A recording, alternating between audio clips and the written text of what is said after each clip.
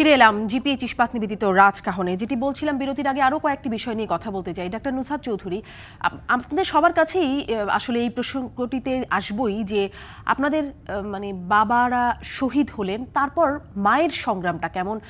Doctor নুসহাত Chowdhury, আপনি বাবার যোগ্য উত্তরসূরি, সেই অবস্থানে এসে পৌঁছেছেন। এই পথ চলাটা নিশ্চয়ই খুব সুগম ছিল না। কি করে সেই সময়টা পার হলো? এই পথ চলা যে কি কঠিন ছিল, যে এই পথ চলে সে জানে।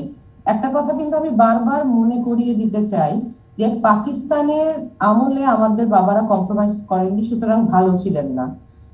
৭১-এ মুক্তিযুদ্ধের পক্ষের শক্তি, সেটা গ্রামের একজন মুক্তিযোদ্ধা হোক, একজন শহরের মুক্তিযোদ্ধা হোক, প্রত্যেকে কিন্তু জীবনটা বিপর্যস্ত হয়ে গেছে। আমাদের বাবাদেরকে আমরা হারিয়েছি।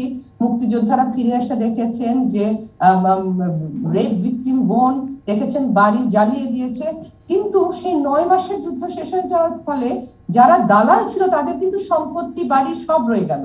এই গরিব মুক্তিযোদ্ধা এসে সে কিন্তু আবার সেই ভিটে মাটিহীন। সেরকম আমাদের মাদের কি হলো? আমার মা ছিলেন একজন অ্যাসোসিয়েট প্রফেসরের ওয়াইফ। আমার বাবা তখন চক্ষু চিকিৎসকদের মধ্যে শীর্ষস্থানীয় ছিলেন। তার ৩ তলা একটি হাসপাতাল ছিল। একদিনে একেবারে রাস্তায় পড়ে যাওয়ার মতো অবস্থা। অর্থাৎ আমার মার যে স্কুল টিচিংয়ের যে চাকরি, সেটা ছাড়া কিন্তু তার সহায় কিছু ছিল না। কিন্তু আমি যেটা আরেকটু লক্ষ্য করতে বলি, আমার চাচাকে আমি যেটা লক্ষ্য করতে বলি সেটা হচ্ছে অন্তত আওয়ামী লীগের আমলে আমাদের মাথার উপর বঙ্গবন্ধু ছিলেন, মানুষের শ্রদ্ধা ছিল।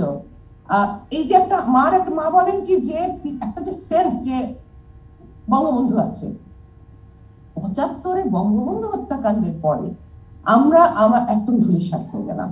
আমার চাচাকে ধরে নিয়ে গেল ইন্টারোগেশনে। আমার চাচা ইঞ্জিনিয়ার ছিলেন, তার বড় একটা কোম্পানি ছিল, ধূলিসাৎ হয়ে গেল। আমার মামারা দেশ ছাড়তে বাধ্য হলো। আমার মার এমনকি পারসিকিউশন যে কি পরিমাণে, আমি এটা সবসময় সবাইকে বোঝাতে চাই। আমরা আপনি যে নিয়োগ বাণিজ্য হয়, মনোনয়ন বাণিজ্য হয়, আমাদের মুক্তিযুদ্ধের পক্ষের শক্তি সেটার মধ্যে ঢুকবে কি করে? কারণ আমাদের না আছে অর্থ, বিত্ত, শিক্ষা। আমরা কয়জন উঠে দাঁড়াতে পারছি? কয়জন আপনার এখানে এসে সুন্দরভাবে কথা বলার মতো বিদ্যা অর্জন করতে পেরেছে, সেই কানেকশন করতে পেরেছে? সব তো ধূলিসাৎ হয়ে গেছে। আমি শহীদ বুদ্ধিজীবী সন্তানকে জানি যে স্কুটার চালিয়ে সংসার, নিজের জীবন যাপন ধারণ করতে হয়েছে এক সময়। সুতরাং আমরা তো উঠে দাঁড়াতে পারিনি। আমরা তো আপনাদের সেই সুন্দর অফিসে ঢুকতে পারি না, মনোনয়ন বাণিজ্যের টাকা দিতে পারি না, নিয়োগ বাণিজ্যের টাকা দিতে পারি না, কারণ সেই ক্ষমতা তো আমাদের হয়নি।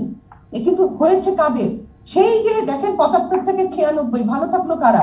সেই দেশ বিরোধী দালালের দল, তারাই তো ক্ষমতায় ছিল। প্রেসিডেন্ট, প্রাইম মিনিস্টার, মিনিস্টার সব তো তারাই ছিল। সালাউদ্দিন কাদের চৌধুরী, এই আমার বাবার খুনি তথাকথিত মাওলানা মান্নানের ছেলেরা, ইনকিলাব গোষ্ঠী, কত এখনো তারা প্রতিপত্তিশীল।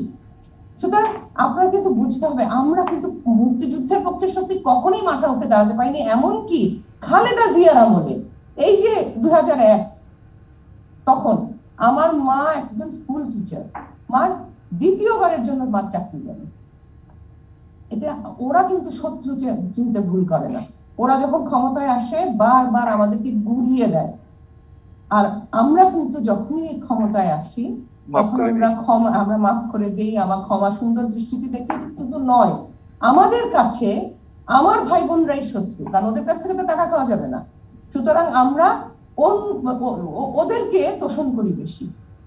এটা কিন্তু আমি বুঝি না কেন আমরা করি। কিন্তু মনে রাখবেন, এই আমরাই বুকের রক্ত দিয়েছি।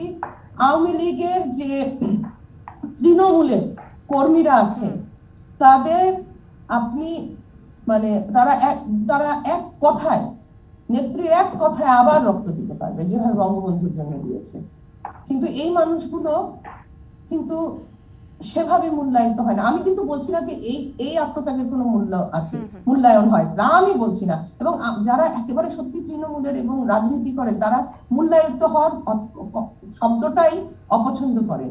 কিন্তু আমরা যখন দেশ গড়ার কাজে সরকারকে আমাদের মুক্তিযুদ্ধের পক্ষে দেখবো, আপনি যদি স্বপক্ষীয় শক্তির মানুষগুলোকে ক্ষমতায়ন না করেন, তাদেরকে যদি পায়ের নিচে মাটিটা শক্ত করতে না দেন, যদি আল্লাহ না করে আবার বিপদ আসে, তখন বুকের রক্ত দেওয়ার জন্য, আপনার পায়ের মাটি শক্ত করার জন্য কে থাকবে? কারণ এই মানুষগুলো তো ধ্বংস হয়ে যাচ্ছে, ভেসে যাচ্ছে।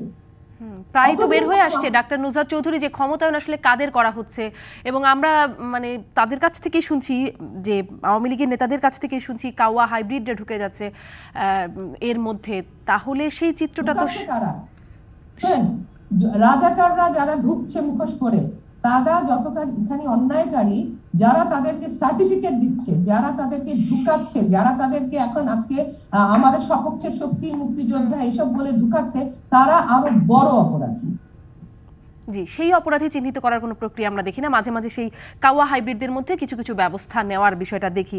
শাওন মাহমুদ, একটু আপনাদের সংগ্রামটাও শুনি, আপনার পরিবারের, আপনার মায়ের বিশেষ করে। আমার মার তখন মাত্র 22ও হয়নি বয়স। খুবই আদরের ছিলেন বাবার কাছে, এতই আদরের যে ঠান্ডা পানি খেতে চাইলে ফ্রিজ কিনে আনতো বাবা, এতই আদরের ছিলেন। তো সেই মা আসলে দিশেহারা হয়ে গেছিল। একটা মানুষ পাশ থেকে এইভাবে চলে গেল, তার কোনো খবর নেই, দিশেহারা হয়ে গেছিল। 72-এর পরে যখন বঙ্গবন্ধু ফেরত আসলেন, 32 নম্বরের বাসা তো সবসময় খোলাই থাকতো আমাদের জন্য। তো মার কাছে শুনেছি, আমাকে কোলে নিয়ে যখন প্রথমবার গিয়েছিলেন ওনার কাছে, বুকে জড়িয়ে ধরেছিলেন তিনি, বলেছিলেন যে আমি আছি, তোর কি কি লাগবে তুই আমাকে বল। এরপরে মা বলেছিল আমি পড়তে চাই, আমার মেয়েটাকে তো বড় করতে চাই, আমার একটা থাকার জায়গা লাগবে। উনি কিন্তু সব দিয়েছিলেন আমাদেরকে।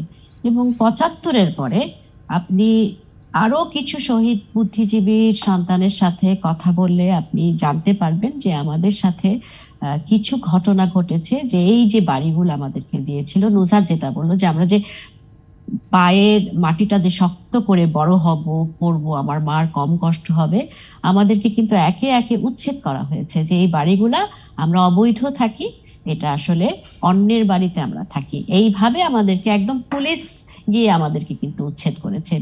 অনেক শহীদ বুদ্ধিজীবী সন্তানকে আপনি শুনবেন এই কথাগুলো ওই সময়টায়, ঠিক আছে? তো আমরা যে উচ্ছেদ হওয়ার পরে আমার মা তখন ছোট্ট করে একটা জবে ঢুকেছিলেন। সেখান থেকে যখন উনি অ্যাপ্লিকেশন করেছিলেন, তখন এমনি থাকবার জন্য, ভাড়া দিয়ে থাকবার জন্য একটা বাসা দিয়েছিল। তো এই যে আমাদের সার্ভাইভাল, আমার মায়ের যে গল্প, এই গল্প তো আমরা কাউকে বলিনি।